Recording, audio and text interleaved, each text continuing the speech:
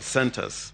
Now, my lords, I would conclude by saying that unlike many elections, this particular election, there was deceit, there was manipulation, and all this was premeditated and made possible by the attack, if I may put it that way, on the IT structure and system of the Electoral Commission.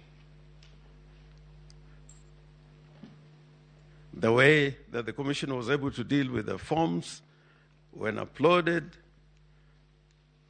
and downloaded, staged, transmitted, deleted, all this in totality, if you look at the case we put before you, my lords and my ladies, set out in the affidavits that I referred to, shows an election that was rigged in favor of the second respondent. And on that basis, my lords, we urge that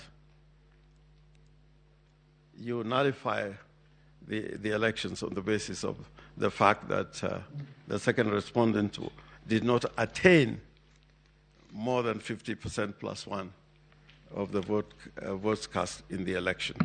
I thank you. I now invite Ms. Julie Soweto to deal with the second limb of our submission.